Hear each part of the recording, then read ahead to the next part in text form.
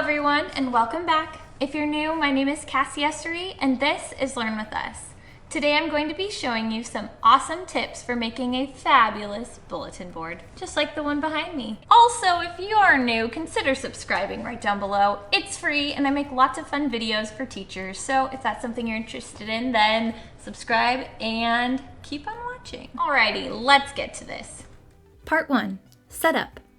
Choose a font you like and type your words onto a page in Word, Google Docs, or PowerPoint. Then project it onto a screen where it can be much bigger. Take some butcher paper in whatever color you like and tape it to the smartboard, wall, etc. Part 2. Tracing. Then take a pencil and lightly, emphasis on the lightly, trace your letters onto the butcher paper. If you're using a dark color like black, I recommend using a white pencil. Otherwise, it's really hard to see when you cut the letters out later. Using a pencil is also best so that you can erase mistakes and the color won't transfer to whatever is behind the paper. I did the same thing when it came to using pictures. You can do this with any picture and any color of paper. So I traced my watermelon on a variety of colors to make it look accurate. This is awesome if you aren't confident in your drawing abilities and would rather just trace someone else's. Part 3. Laminate and cut. I then laminated and cut out my letters and fruit pieces. It's best to laminate first for 2 reasons. Number 1, you only have to cut them one time instead of cutting your letters, sending them through the machine, and then cutting them out of the lamination. Number 2, we've all had pieces of paper get crumpled in the laminator, so when you laminate a big piece of paper, that's less likely to happen. I cut out my fruit pieces and put them all together first before laminating since there were so many parts, but for the letters, always laminate first. Part 4. Arrange and tape. Set your letters out on a surface how you want them to look on the wall. Then take a long piece of tape and attach them all together and hang them on the wall. This helps you get just the right spacing between the letters and easily move words around if you need to before stapling them. Part 5. Stapling.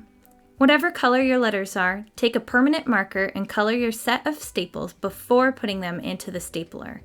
This way, when you staple them, the staples will blend into the letters and not stick out as much as if they were silver. Another thing you can do is to staple them as normal and then go back in and color them individually with the color of your choosing. Part 6. Peel and admire.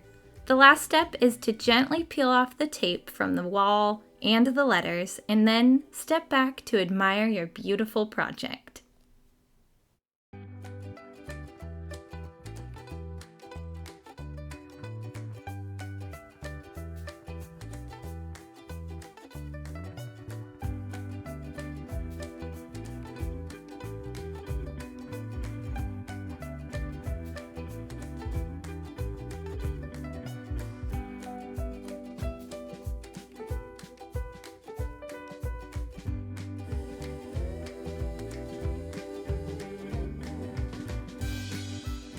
So that is it. Thank you so much for watching. I hope that this gave you some tips and inspiration for some fun things you can do in your classroom.